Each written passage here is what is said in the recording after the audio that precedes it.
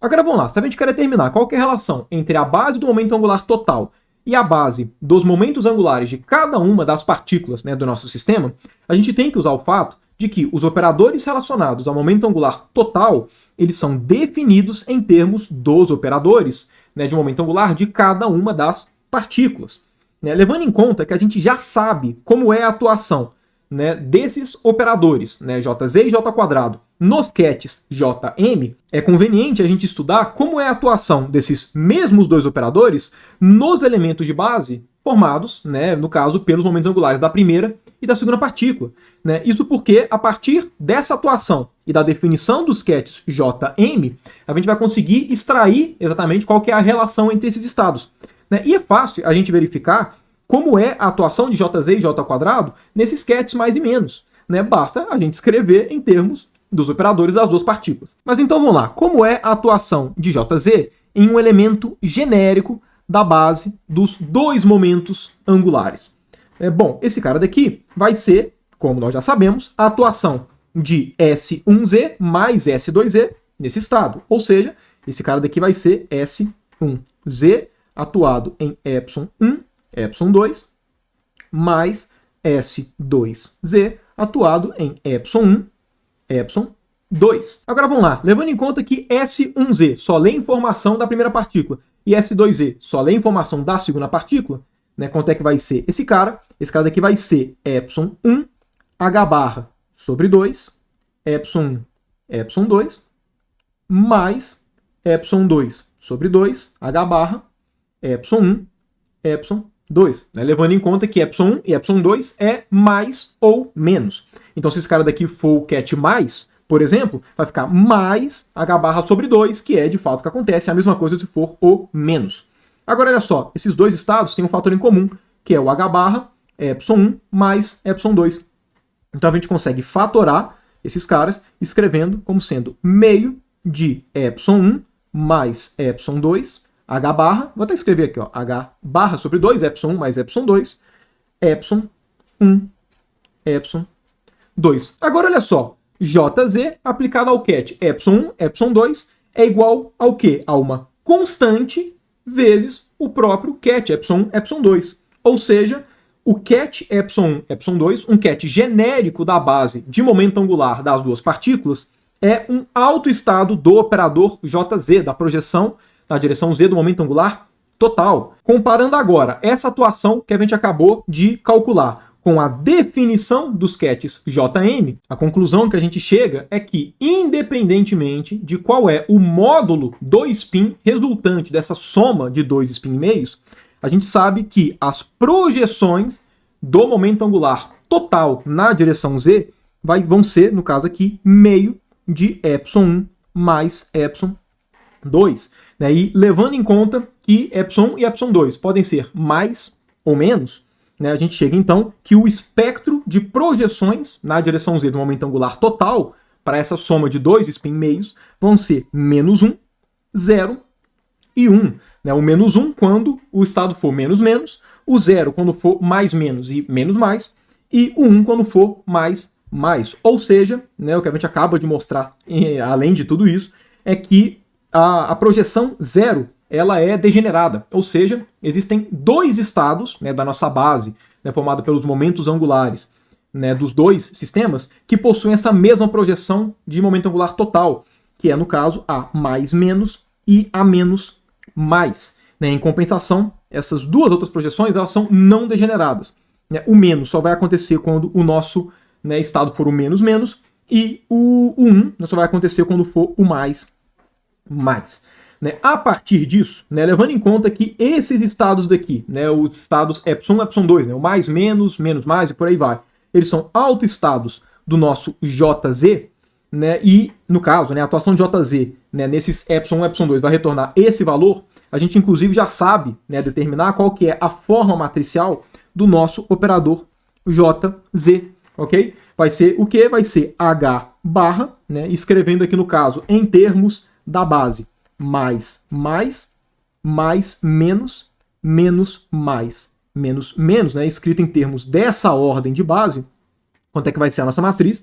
Vai ser 1, 0, 0, menos 1, e o resto todo igual a zero.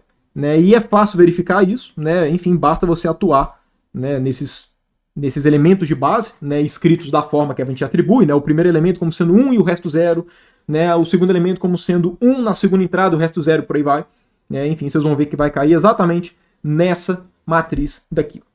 Okay? Então, a primeira parte, né, do entendimento dessa soma de dois spin meios, a gente matou. Okay? Sabemos, no caso, né, como é que se comportam as projeções. Para a gente ver completamente, para a gente conseguir determinar completamente, né, como é que é essa soma de momento angular de dois spin meios, a gente precisa determinar, claro, como é que é a atuação de j ao quadrado nesse estado genérico ε1, ε2. Né, isso porque a partir dessa atuação, né, e comparando aqui no caso, né, com o nosso, né, j ao quadrado aplicado a jm, a gente consegue determinar, né, qual é o módulo dos momentos angulares de fato. Ok? Enfim, a partir dessa junção, né, dessa soma de dois spin meios. Né? Bom, para poder determinar essa atuação, é simplesmente a gente pegar, né, como é que é o nosso j quadrado escrito em termos, né, dos nossos operadores S1 e S2. Eu vou até copiar esse cara daqui, né, lá para baixo, e vamos resolver essa continha. Como aqui aparecem os operadores S+, e S-, vamos só relembrar como é que eles atuam, né, nos estados de momento angular. Então, vamos lá. Como é que é a atuação do S+ ou do S- em um estado genérico de momento angular, que eu estou representando aqui por Jm? Okay? Não veja esse cara como um momento angular total que a gente está trabalhando, não. Okay? É um estado genérico. Né, se vocês se lembrarem, né, lá da aula 5, esse cara daqui vai ser raiz de J, que multiplica J mais 1, menos M, que multiplica M mais ou menos 1, tudo isso daqui, vezes H barra, multiplicado por J, M, mais ou menos 1. Né? Por conta dessa atuação, eu acho que deve ser claro para todo mundo que esses quets ε1, ε2 não são autoestados do operador J². Por conta disso, é mais estratégico a gente determinar como é essa atuação, não de forma genérica, para um estado genérico ε1, ε2, né? E sim determinar como é que vai ser o J² aplicado em cada um desses estados. Ou seja, vamos determinar quanto é que é o J² aplicado no mais, depois no mais, menos mais, depois o menos. Okay? É mais direto, dado que não aconteceu igual, né, aconteceu com o JZ, que esses quets realmente eram autoestados. Okay? Então vamos lá, como é que fica o J² aplicado ao mais? Primeiro tem esses dois termos aqui, S1² e S2², atuados em qualquer um desses quets daqui, né, do tipo ε1, ε2, vai retornar o quê? Cada um deles, 3/4 de H² e o próprio estado. Somando essas duas parcelas de 3/4, vai ficar um 3/2 de H² mais. Então esse é o primeiro termo. Mas, vamos agora para o segundo. Né? Bom, para poder facilitar aqui, né, dado que a gente não está trabalhando com estados genéricos, e sim com estados de spin meio, no caso, é interessante a gente, né, não escrever essa expressão geral, mas sim, né, a gente particularizar para como é que fica a atuação desses caras nos quets mais e menos. No caso, a gente só precisa determinar quanto é que é o S- aplicado no mais e o S- aplicado no menos. Isso porque o S- aplicado no mais dá 0 e o S- aplicado no menos vai dar 0 também. Mas então vamos lá, né? Qual que vai ser o resultado dessas aplicações? Começando aqui com o S- aplicado no mais, vamos lá, que vai ficar raiz de meio que multiplica meio mais 1, que é 3/4, menos meio, que é o M aqui, que multiplica meio menos 1. Meio menos 1 vai dar menos meio. Menos meio com menos meio vai dar mais 1/4. 3/4 com 1/4 vai dar 1. Raiz de 1, 1. Então vai ficar simplesmente H barra ket menos. Vamos agora determinar quanto é que é o S+ aplicado no menos. Então, vamos lá. O fator numérico vai ser raiz de, apareceu 3/4, né, o J, que multiplica J mais 1, menos M, que agora é menos meio. Então, menos meio, que multiplica menos meio, e como é o S+, mais 1. Menos meio mais 1 vai dar meio. Meio com meio vai dar 1/4. Com 3/4 vai dar, né, 1, raiz de 1, 1. Então vai ficar aqui um H barra ket mais. Então na prática, né, são essas duas atuações daqui que a gente tem que saber.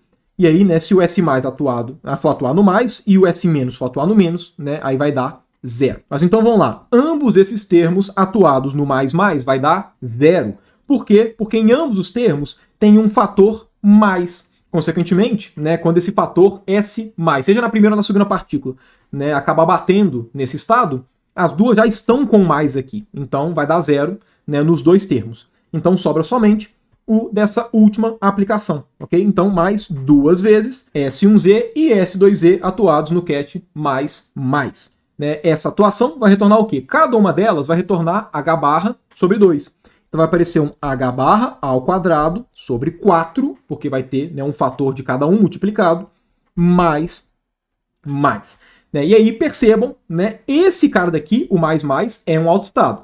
Né? Quando eu falei que não era um autoestado, era no ponto de vista geral. Um cat epsilon, epsilon 2 não é um autoestado geral. Então significa que não possa existir nenhum tipo de autoestado nesse caso daqui. Né? Existiu. Né? Percebam que aqui a gente tem um exemplo.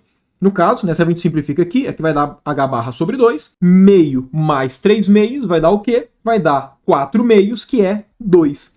Então, percebam, essa nossa atuação vai dar 2H barra ao quadrado mais. E percebam, 2 pode ser escrito como sendo 1 que multiplica 1 mais 1. Moral da história, esse cat mais corresponde, né, na base de um momento angular total, ao cat 1. Ou seja, duas partículas de spin meio com projeção positiva de spin corresponde, no caso, a um sistema de momento angular igual a 1 e com projeção 1 na direção z. Ok? Mas enfim, né, eu vou deixar para fazer essa análise também no final, quando a gente tiver de todo mundo. Ok? Tá aqui o j ao quadrado aplicado no mais. Vamos agora, né, o j ao quadrado, em vez de colocar no mais menos e no menos mais, vamos começar aplicando no menos menos, porque o no mais e o no menos menos são os mais simples, porque esses dois caras, eles zeram essa parcela aqui com S mais e S menos. Então vai facilitar. Então vamos lá, esse cara vai dar quanto? A atuação desses dois primeiros, cada um deles vai dar 3/4 de H barra ao quadrado e o próprio estado, então 3 meios de H barra ao quadrado. Menos, esse termo vai ter em todos, ok? Sem exceção. Esse cara daqui atuando vai dar 0, porque nesses dois termos tem um S menos, ok? Então vai dar 0. E agora o último termo vai ficar um mais 2, e aí vai vir um termo menos H barra sobre 2 de cada. Menos H barra sobre 2 ao quadrado, vai dar H barra ao quadrado sobre 4, simplifica aqui, vai dar 2, aqui tem o estado menos.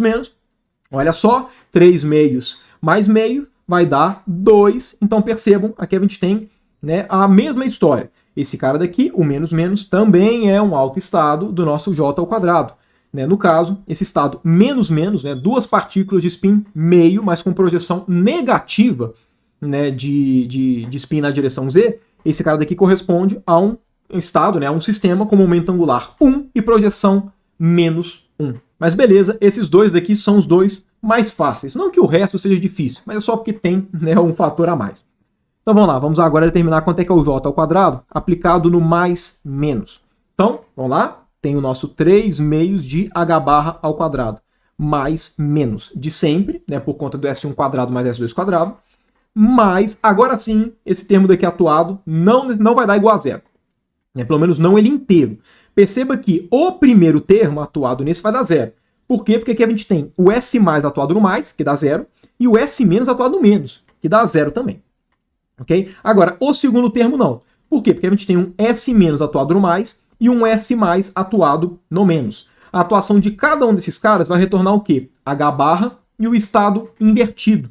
2 H barras, a gente junta com um H barra ao quadrado, e se era o estado mais menos, vai ficar o estado menos mais. Então vai ter esse fator aqui. Agora, mais duas vezes a atuação desses caras daqui, né, S1Z e S2Z, no mais menos. A atuação no primeiro vai dar um H barra sobre 2, e a no segundo vai dar um menos H barra sobre 2. Então vai ficar um menos H barra ao quadrado sobre 4. Então aqui a gente coloca um sobre 2 para simplificar, mais menos. Ok? E aí, né, percebam, dá pra gente simplificar esse cara com esse cara daqui, né? Dá pra gente juntar os dois, em todos os fatores a gente vai conseguir juntar, de forma que 3 meios menos meio vai dar 1. Então aqui vai ficar somente 1, e esse daqui, né, é o resultado da atuação do j ao quadrado no estado mais menos. Né, vamos ver agora o nosso j ao quadrado aplicado no menos mais. Vamos lá, o primeiro termo, onipresente, 3 meios de h barra ao quadrado, menos mais. Vamos lá, esse primeiro termo vai ter uma atuação não nula, mas esse segundo vai ter uma atuação nula. Por quê? Porque vai ter um S menos no menos e um S mais no mais. Ok? Como nesse primeiro é um S mais no menos e um S menos no mais, vai estar beleza. Vai ter um fator h barra ao quadrado de cada um deles, e aí o mais troca por menos e o menos troca por mais. Então aqui vai aparecer um mais menos. E agora, mais duas vezes, né? Enfim, S1Z e S2Z aplicados nesses caras. Para uma das atuações vai aparecer um H barra sobre 2, o outro menos H barra sobre 2, vai ficar menos H barra ao quadrado sobre 4, que simplificando com esse 2 vai dar sobre 2, menos mais, menos meio com 3 meios vai dar 1, de forma que está aqui a nossa, né, atuação. A partir dessas 4 equações, a gente consegue montar qual que é a forma matricial, né, escrita em termos da base mais, menos, menos, né, nessa ordem. Né, a forma matricial do J ao quadrado vai ser H barra ao quadrado, e aqui a matriz 2, 1, 1, 1, 1, e aqui um 2 de novo, e todo o restante igual a 0. Então 0, 0, 0, 0, 0, 0, 0, 0, 0, 0. Então essa daqui é a forma matricial. Percebam que para a gente determinar completamente a relação, né, entre esses elementos de base, né, dos momentos angulares de cada partícula e do momento angular total, na prática a gente precisa diagonalizar essa parte daqui, que é a única parte não diagonal. Porque vamos lá, né, a gente sabe que mais e menos são autoestados tanto de J ao quadrado quanto de JZ. Então já tem uma correspondência imediata deles com o elemento, né, da base do momento angular total. Agora, o mais menos e o menos mais não são autoestados, então a gente teria que diagonalizar essa parte. Obviamente a gente não precisa diagonalizar tudo, né, a gente só precisa diagonalizar a parcela não diagonal, né, porque a outra parte aqui, olha só, já está diagonal. Né, então, obviamente, a gente só precisa diagonalizar a parcela não diagonal. Então, a nossa matriz a ser diagonalizada é a 1, 1, 1, 1. Como é que a gente faz para diagonalizar? Primeiro, né, vamos lá, a gente pega o polinômio característico. Então, 1 menos lambda, 1 menos lambda, 1, 1. Esse determinante tem que ser igual a 0. Ou seja, 1 menos lambda ao quadrado menos 1 tem que ser igual a 0. Ou seja, esse cara daqui tem que ser igual a 1. Tira a raiz, tem que ser igual a mais ou menos 1. De forma que lambda tem que ser igual a 1 mais ou menos 1. Ou seja, os autovalores, né, aqui no caso, para essa parcela aqui, né, para essa matriz, vão ser 2 e 0. O que isso significa? Significa que nessa parte não diagonal vai ter um estado de momento angular igual a 1, que é, né, enfim, o estado que tem que fazer aparecer um 2 aqui, como foi o caso desses caras, né, já que, né, enfim, esse 2 está relacionado com J mais 1, e a outra parte está relacionada com o momento angular igual a 0, que para J, que multiplica J mais 1, ser igual a 0, então J tem que ser igual a 0, né, levando em conta que o J é sempre positivo, né, no caso não negativo. E beleza, esses aqui são os autovalores e os autovetores. Né, basta a gente, né, aplicar aqui a nossa equação de autovalor. Ou seja, 1, 1, 1, 1, atuado no estado xy, retornando duas vezes xy. Aí a gente determina, né, qual que é, aqui no caso, né, o nosso estado, em forma matricial, que tem o autovalor igual a 2. Né, vamos lá, fazendo aqui a nossa continha, vai ficar x mais y é igual a 2 vezes x. Ou seja, x é igual a y. Então, o estado matricial genérico 1, 1 é, no caso, né, um autoestado com autovalor 2 dessa matrizinha daqui. Agora, essa matriz não é essa matrizona no subespaço expandido pelos, né, pelos cats mais menos e menos mais. Consequentemente, esse cara daqui ele é simbolizado por um mais menos, mais menos, mais. Como a gente sempre gosta de trabalhar com estados normalizados, né, a gente vai sempre trabalhar com esse daqui, com esse autovetor. Então, esse cara daqui é o autovetor normalizado de J ao quadrado, né, que tem autovalor igual a 2H barra ao quadrado, né, no caso, pensando nessa matrizinha só, o 2. Né? E o outro autovalor, que é o 0. Né? Bom, seria a gente substituir essa parcela daqui, né, do lado direito, por 0. E aí, qual que seria a equação que a gente chegaria? X mais y é igual a 0. Ou seja, o nosso estado representado matricialmente genérico vai ser um do tipo 1 menos 1, ou qualquer número menos qualquer número, de forma que normalizado vai dar o 1 sobre raiz de 2, mais, menos, menos, menos, mais. Então, perceba, esse cara daqui corresponde a um estado de momento angular igual a 0, e esse daqui é um estado de momento angular igual a 1. Moral da história. né, moral da história é que se nós temos duas partículas de spin meio, a soma dos momentos angulares dessas duas partículas podem retornar momentos angulares iguais a 0 ou iguais a 1. Mais precisamente, o estado de spin 0, que eu vou representar assim por 0 mesmo, ok? É aquele representado por 1 sobre raiz de 2, mais menos, menos, menos mais, enquanto os com J igual a 1 correspondem a 3 estados. O primeiro deles, que é o 1 menos 1, que corresponde ao estado menos, menos.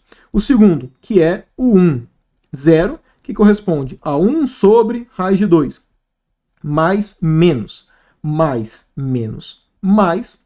E o outro, que é o 1, 1, que corresponde aqui no caso ao mais, mais. Como essa soma de dois spins meios, né, retornou 3 estados com J igual a 1 e somente um estado com J igual a 0, né, esses 3 estados daqui, eles recebem um nome que é tripleto, enquanto o estado de spin 0 recebe o nome de singleto. Né? Eu acho que os nomes são bem, né, entendíveis. Tripleto vem de tri, né, e singleto vem de sing, de singular, um só. Okay? Inclusive, se você ouvir esses nomes, né, de singleto e tripleto, né, isso vem dessa composição de spins meios. Okay? Então, percebam, né, como é que a gente fez aqui, os procedimentos que a gente realizou, para poder fazer uma soma de dois momentos angulares. No caso aqui, dois momentos angulares de spin meio.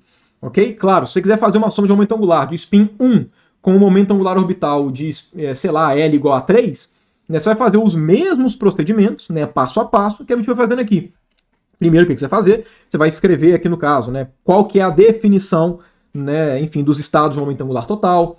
Né, depois você vai escrever a atuação de Jz e de J ao quadrado em cada um, né, dos estados da base, né, formada por cada um dos momentos angulares. E, né, enfim, né, chegar na representação matricial, diagonalizar o que precisa, e aí, né, enfim, você vai acabar chegando, né, em quais são os estados todos. Mas percebam, a soma de dois momentos angulares de spin meio pode retornar momento angular 0 ou momento angular igual a 1. Depende, né, enfim, de qual é o peso de cada um desses estados.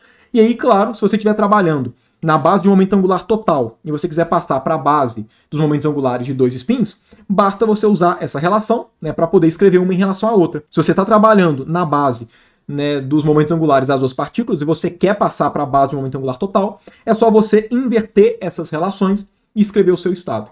Então percebam, né, tá aqui a nossa, né, soma de um momento angular para dois spins meios. E com isso eu vou encerrando o vídeo de hoje. O vídeo de hoje era realmente para poder mostrar como é que é essa soma de um momento angular num caso mais simples, né, no caso mais simples de todos. Ok? Claro, não vou encerrar aqui, né, a nossa discussão de soma de momento angular, ainda vou discutir mais. Né, eu queria discutir com vocês alguns aspectos gerais da soma de momento angular.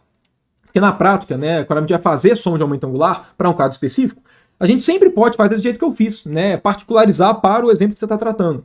Né, mas agora percebam, né, com dois spins meios, né, a gente chegou na conclusão que os spins resultantes podem ser 0 ou 1.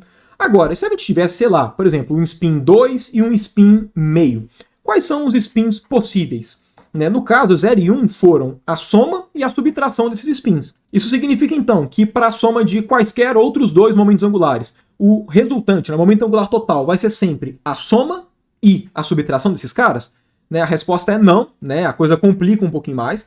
Né, e todos esses aspectos eu quero discutir com vocês nos próximos vídeos. Né, para a gente fazer um tratamento geral, para tirar informações gerais. Né, quais são os momentos angulares possíveis de aparecer, né, enfim, como é que é a construção como um todo, né, discutir os coeficientes de Clebsch-Gordon, né, de uma forma mais, né, contundente, enfim, tem um punhado de coisas para discutir, mas eu espero que com esse primeiro exemplo, né, enfim, tenha ficado claro alguns aspectos gerais da soma de momento angular.